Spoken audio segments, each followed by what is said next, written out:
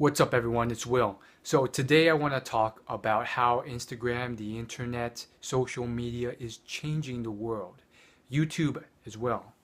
So people who have oftentimes been on the street and their works have oftentimes gone unnoticed, they are getting more discoverability and uh, you know acknowledgement for their art because of the internet, because of smartphones and social media, all these things wrapped into one.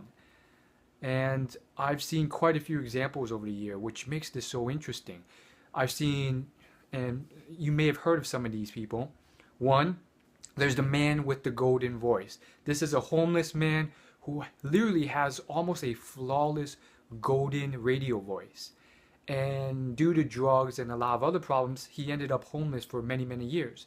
And he got into the habit of putting on his radio voice for a few seconds, a few minutes, in order to get spare cash on the street.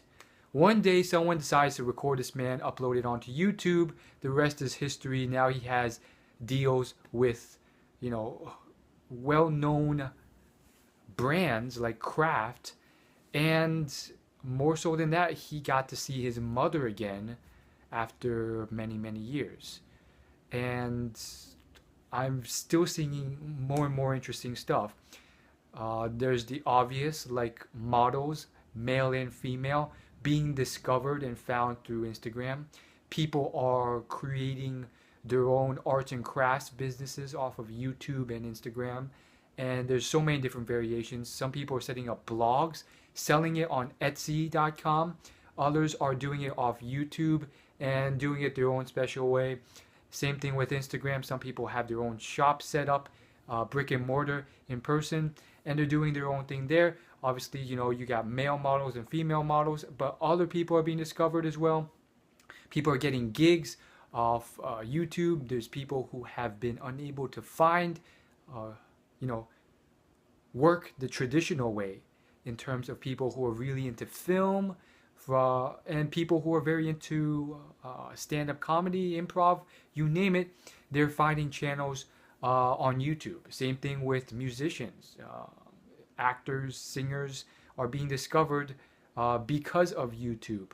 People like Justin Bieber, found on YouTube. People who had no chance, no voice, or was, had all the competition in the world and they couldn't succeed. They have been leveraging things like YouTube to get their message across. There have been people who have auditioned the traditional way through singing competitions like American Idol. Two that come to mind that are literally now finally blowing up on YouTube. And I literally watched the entire season when they first auditioned on American Idol before they even had YouTube channels. These two people are Todrick Hall, and the second one is, what's her name?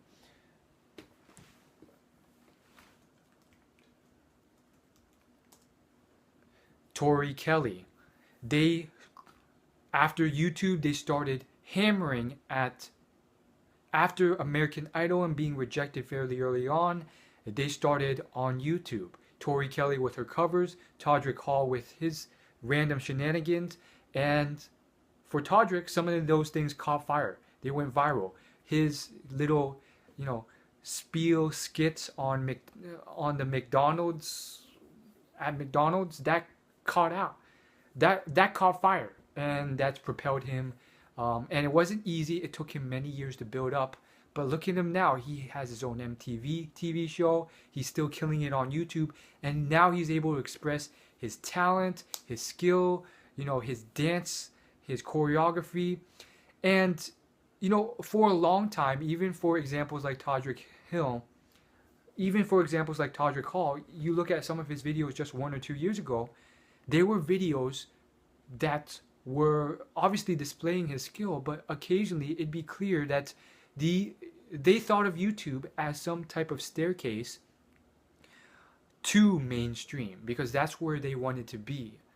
And Casey Neistat, he's a prominent vlogger, filmer, a man who actually came from mainstream film, and he's really introduced a new idea that has really It's been the main, it's been one of the main themes that has convinced me to look at YouTube in a new way, which is rather than looking at it as some type of propelling staircase to the mainstream, which it has done. It is the mainstream, and I do think this is so true. I've talked to a lot of people, asked them a lot of questions, um, and these people are young kids in middle school, teenagers, college students. They spend a lot of time on YouTube, and they're spending less and less on cable television. Now, I don't think that they will ever stop completely cold turkey with any of this stuff. In fact, I believe, in the future, because I do think there's a lot of clunky stuff because of bloated companies that needs to be worked out. But in the future, if some company, some organization can just seamlessly integrate everything and make it so easy for us to use without, complicated instructions and too many buttons. If we could just, I mean, let's face it, people are lazy. So we don't even have to press buttons. Just if we could just think in our minds, oh, I want to watch this TV show. I want to watch that on YouTube. Oh, I want to rewind. I want to skip the commercial. What was that thing? Can you help me find it? I want to watch it.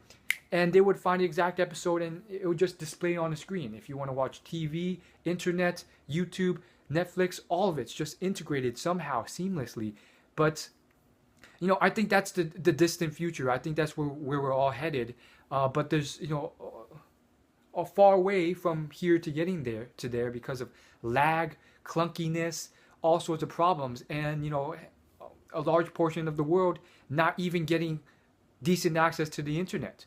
But that's where we're headed, and the point of this is that I do think that mainstream and YouTube are becoming very similar. There's studies being done showing and surveying people's preferences of YouTube stars versus celebrities, and especially with the younger generation, they're rating these YouTube celebrities as higher than the normal celebrities. Now, who knows where it'll be headed right now, and what it seems to be the case is that you can have millions upon millions of views and subscribers on YouTube, and yet you can still walk the streets and be unnoticed. And some people look at that as YouTube still.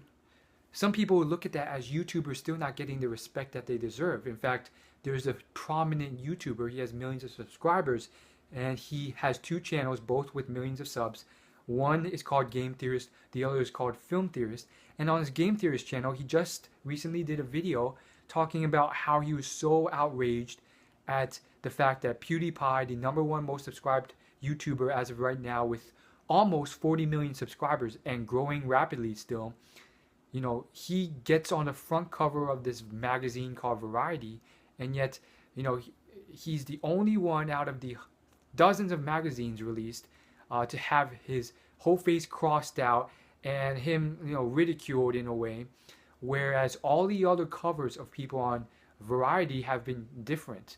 All the other covers have been the exact same in the sense that they have, they have zoomed in pictures of the face. Instead, for PewDiePie, he has himself crossed out, and apparently Variety had written about him years before, and they pretty much said that they pretty much made fun of YouTubers and said that they were worsening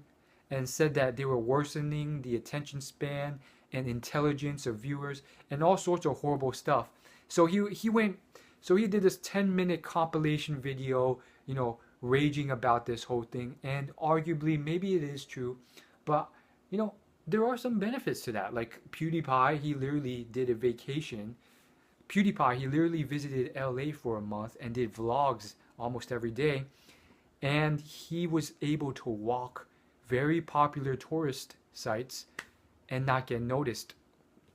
Rarely. Well, he would get noticed, but not often. And I would say that's a huge benefit. Like, look at all these top celebrities who are saying that they hate the fact that they don't have privacy anymore.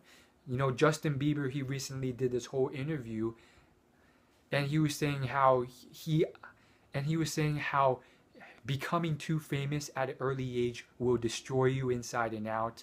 And he only got through it because of his faith and religion. and all sorts of stuff. And then he said, and all sorts of stuff, like he also said how and he also said how although he is grateful for the benefits and advantages that average people can't get, he also has a lot of disadvantages that average people take for granted that he will never be able to do, like walk the streets in public every day. Honestly, some business savvy entrepreneur has to find some very inventive, creative way that will not be leaked easily for well-known celebrities to be able to walk in public environments without having to do anything crazy and no chance of being noticed. Because this is a definite need, and these are people who are willing to pay a lot of money and are able to pay a lot of money for this. So whoever figures that out, they're going to do well. I mean, if you're a celebrity and you're willing to pay, let me know. Maybe I can figure it out. I mean, it's not that difficult. Like just, I would say some very creative, innovative masks, especially, depending on how you do it. I don't think it'd be that weird to wear it in public. And then you can go to wherever you want, Pollo Loco, and just eat there without you being destroyed by the paparazzi. Especially if it's some type of anime thing or manga thing, like that stuff is pretty common. Like they're just gonna think that you're like an anime nerd and nothing else. Like celebrities do it all the time at Comic-Con. I mean, it's gotten to a point where Tyga recently did a whole song about how he hated paparazzi and how he didn't want to be famous anymore. He just wanted to be rich. So this video has gone on too far of a tangent. Hopefully you got some value, you were entertained, you were informed somehow.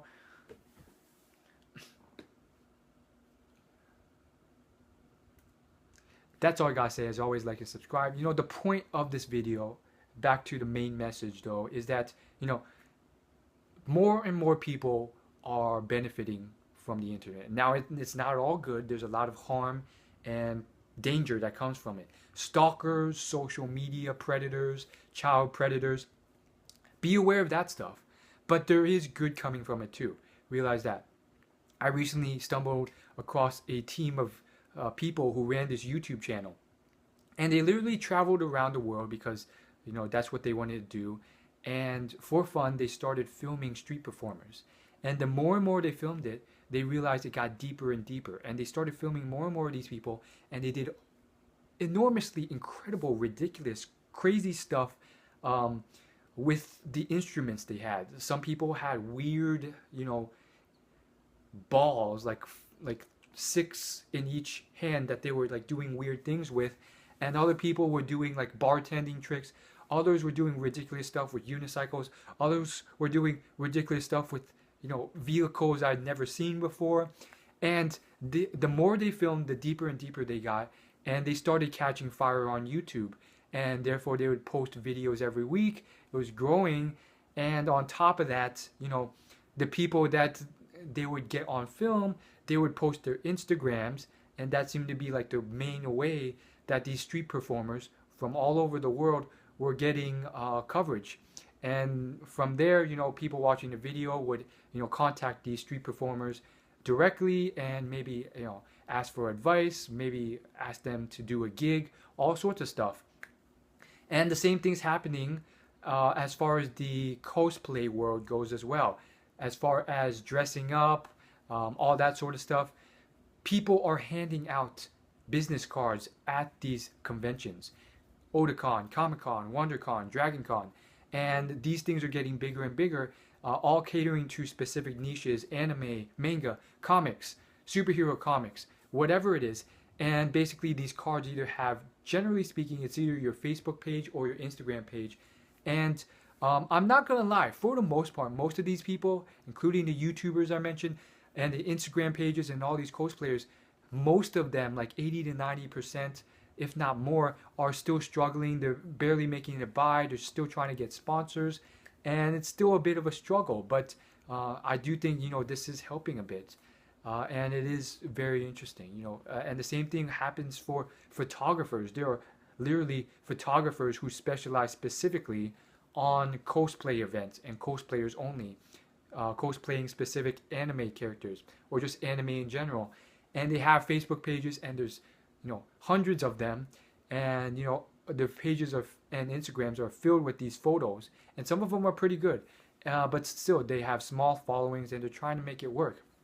So, for me specifically, I know there's always room for improvement. So I do think, just that there's definitely stuff just from my personal experience that they could be doing better with their YouTubes in terms of, what they're doing, and how they're doing it. Um, but same thing goes for Instagram. But it's an interesting world, especially now more than ever. I'll see you guys later. Peace.